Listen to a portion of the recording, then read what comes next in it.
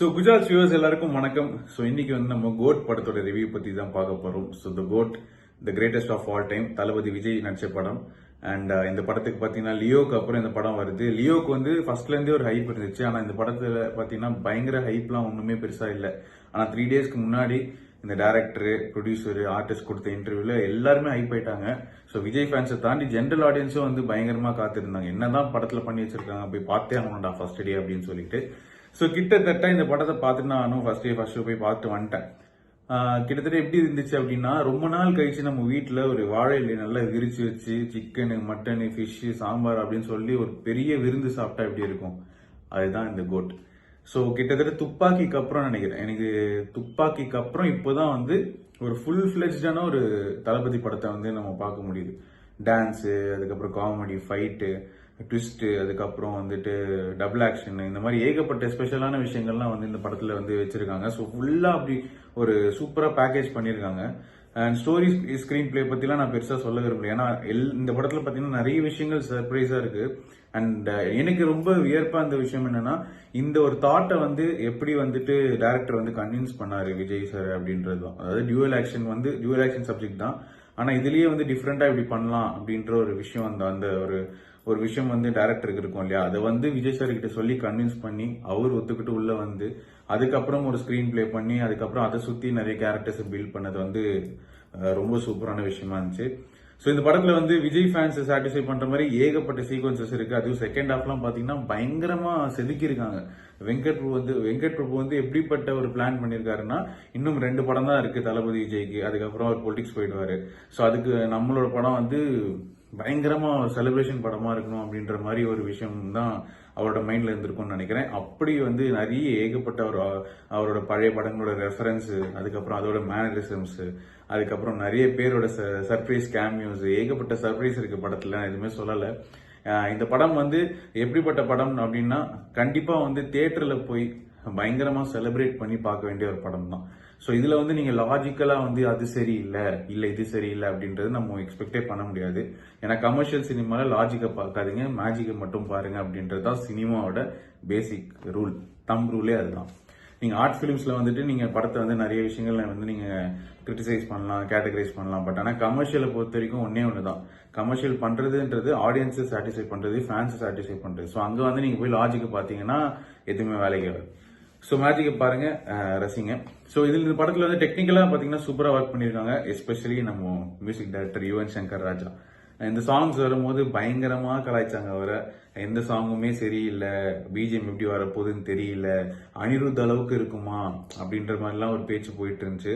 But நீங்க படத்தை பார்த்துட்டு வாங்க, கண்டிப்பா யாரெல்லாம் அவரை திட்டினீங்களோ, யாரெல்லாம் அவரை கலாய்ச்சிங்களோ, கண்டிப்பா நீங்க பயங்கரமா ஃபீல் பண்ணுவீங்க. ஏன்னா அந்த அளவுக்கு பாத்தீங்கன்னா இறங்கி வேலை செஞ்சிருக்காரு அவர். பிஜிஎம்ல வந்துட்டு சூப்பரா, அதாவது ஒவ்வொரு விஷயங்களும் எப்படி மெருகேற்றலான்ற மாதிரி நிறைய பிளான் பண்ணி சூப்பரா வந்து ஒர்க் பண்ணிருக்காங்க. அந்த ஃபுல் டீம், மியூசிக் டீம் யாரெல்லாம் ஒர்க் பண்ணாங்களோ சூப்பரா பண்ணிருக்காங்க, செதுக்கி இருக்காங்க ஒரு சீனும்.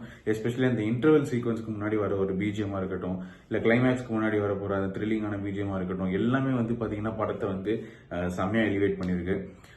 ஸோ அதுக்கப்புறமா வந்து டெக்னிக்கலா பாத்தீங்கன்னா இந்த டிஏஜிங் சீக்வன்ஸ், அதாவது அந்த விஜய் சாரோட சின்ன வயசு விஜய், அவர் அந்த கேரக்டருக்கு வந்து பாத்தீங்கன்னா டிஏஜிங் அப்படின்ற ஒரு டெக்னாலஜி தான் யூஸ் பண்ணியிருக்காங்க.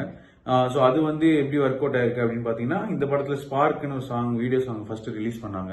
அண்ட் அதுல வந்து இந்த பயங்கரமா ட்ரோல் பண்ணாங்க, இது விஜய் ஃபேஸ் மாதிரியே இல்லையே அப்படின்ற மாதிரிலாம். ஸோ அந்த ஒரு நல்ல விஷயம், அந்த விஷயத்த வந்து இந்த டீம் பார்த்துட்டு உடனே வந்து சரி பண்ணிட்டு, இப்போ தியேட்டர்ல நம்ம போய் படத்தை பார்க்கும்போது பாத்தீங்கன்னா அந்த கேரக்டரோட ஃபேஸ் வந்து சூப்பரா இருக்கு. கிட்டத்தட்ட நம்ம விஜய் சார் ஒரு 25 இயர்ஸ்ல எப்படி பார்த்தா எப்படி இருக்கும், அந்த 22 இயர்ஸ் அந்த காலேஜ் முடிச்சு அந்த டைம்ல. ஸோ அந்த ஸ்கின் டோனு, அந்த ஸ்கின் ஜா லைனு எல்லாமே வந்து சூப்பரா ஒர்க் பண்ணிருக்காங்க. அண்ட் அதுக்கப்புறமா வந்து ஏஐல வந்து கேப்டன் விஜயகாந்த் கொண்டு வந்திருக்காங்க. ஸோ அந்த சீக்வன்ஸும் பார்த்தீங்கன்னா சூப்பராக இருந்துச்சு. அது கிட்டத்தட்ட ஒரு சின்ன சீக்வன்ஸ் தான், 2 to 3 மினிட்ஸ் தான் வருது. பட் ஆனால் அங்கே ஒரு ஜஸ்டிஃபிகேஷன் கொடுக்கணுன்றதுக்காக விஜய் சார் எடுத்த ஒரு முயற்சி தான் இந்த விஷயம். அண்ட் அது எப்படி வேணாலும் பண்ணியிருக்கலாம். பட் ஆனால் கேப்டன் அங்கே ஒரு ட்ரிபியூட் செலுத்தலாம் அப்படின்றது அவரோட டிசிஷன் தான். ஸோ அதுக்கும் பெரிய பாராட்டுகள். மற்றபடி இந்த படத்தில் நெகட்டிவ்ஸ் அப்படின்னு சொல்லணும்னா, எனக்கு ஒரே ஒரு விஷயம் மட்டும்தான் பெரிய நெகட்டிவாக தோணுச்சு, என்னன்னா டியூரேஷன். ஸோ டியூரேஷன் வந்து பார்த்தீங்கன்னா 3 hours 3 minutes படத்தோட டியூரேஷன். அதில் 3 minutes வந்து ப்ளூப்பர்ஸ் அண்ட் மேக்கிங்க்கு போயிடும். ஸோ நீங்கள் அதை விட்டுடலாம். ஸோ பேசிக்காக பார்த்தீங்கன்னா 3 hours. ஸோ இன்டர்வலோடு சேர்த்து பார்த்தீங்கன்னா ஒரு 3.5 hours நீங்க கண்டிப்பா தியேட்டர்ல உள்ள உட்காந்து இருக்கிறது தான் விஷயம். ஸோ இந்த 3.5 hours எங்கேஜிங்கா கொண்டு போனாங்களா அப்படின்றது ஒரு பெரிய கேள்வியா இருந்துச்சுன்னா, ஃபர்ஸ்ட் ஆஃப் வந்து ஒரு நார்மலான விஜய் சார் படத்துல என்ன இருக்கும், ஒரு காமெடி இருக்கும், ஒரு ஃபேமிலி இருக்கும், அந்த கேரக்டர்ஸ்லாம் ரெஜிஸ்டர் ஆகும்.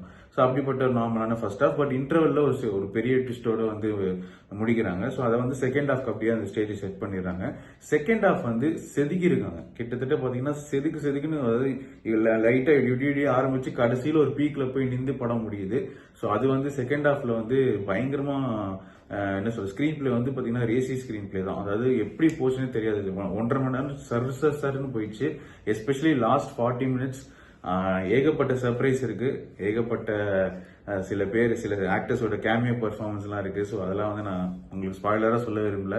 ஸோ கண்டிப்பா நீங்க பார்க்கும்போது என்ஜாய் பண்ணுவீங்க. ஸோ ஆக மொத்தத்தில் சொல்லணும் அப்படின்னு பாத்தீங்கன்னா, இந்த படத்தை வந்து தியேட்டர்ல போய் செம்மையா என்ஜாய் பண்ணணும். அதுவும் எஸ்பெஷலி இந்த ட்ரெய்லர் எல்லாம் பார்க்காம சில பேர் தியேட்டர் போய் அப்படியே என்னதான் இருக்கு போய் பார்க்கலாம் அப்படின்னு போவாங்க இல்லையா, அவங்களுக்குலாம் இந்த படம் ரொம்பவே பிடிக்கும்.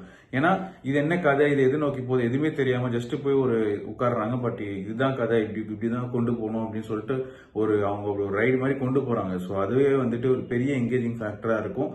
ஸோ இந்த படத்தை வந்து எந்த ஒரு என்ன சொல்ற லாஜிக் அதெல்லாம் பார்க்காம ஜாலியா போய் என்ஜாய் பண்ணுங்க. ஃப்ரெண்ட்ஸோட போய் செம்மையா என்ஜாய் பண்ணுங்க. ஏன்னா கிட்டத்தட்ட துப்பாக்கிக்கு அப்புறம் ஒரு சூப்பரான என்கேஜிங்கான ஒரு விஜய் பிலிம் அப்படின்னா இதை நான் கண்டிப்பா சொல்லுவேன். என்னெல்லாம் என்ஜாய் பண்ணுமோ பயங்கரமா இருக்கும். கிட்டத்தட்ட செகண்ட் ஹாஃப்ல எல்லாம் பாத்தீங்கன்னா சில படத்துல எல்லாம் ட்விஸ்ட் இருக்கும். ஆனா ட்விஸ்ட்லயே படம் அப்படின்னா இந்த படம் தான்.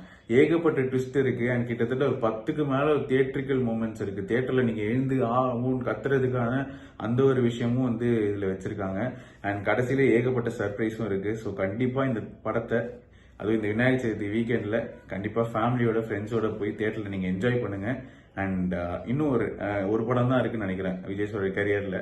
ஸோ இந்த படமும் சரி அண்ட் அடுத்த படமும் சரி அவருக்கு மேக்சிமம் நம்ம செலிப்ரேட் பண்ணி அவரோட ஃபேர்வெல்ல நம்ம வந்து கொடுப்போம் அப்படின்றது தான் என்னோட கருத்து. அதுக்கப்புறம் ஒரு படம் நடிக்கிறாரா இல்லையான்னு தெரியாது. பட் ஆனா எல்லா சினிமா ஃபேன்ஸ்க்கும், எல்லா விஜய் சார் ஃபேன்ஸ்க்கும் ஒன்று தான், இந்த படம் நல்லா வந்து வரணும், அடுத்த படமும் நல்லா வரணும் அப்படின்றது ஒரு ப்ராப்பரான ஒரு விஷயம் தான் மைண்ட்ல ஓடிட்டு இருக்கும். ஸோ இந்த படம் வந்து 100% ஜஸ்டிஃபை பண்ணியிருக்கு. ஸோ கண்டிப்பா ஒரு ப்ராப்பரான ஃபேமிலி என்டர்டெய்னர். கண்டிப்பா நீங்க தியேட்டர்ல போய் கண்டிப்பா இந்த படத்தை பாருங்க. தேங்க்யூ.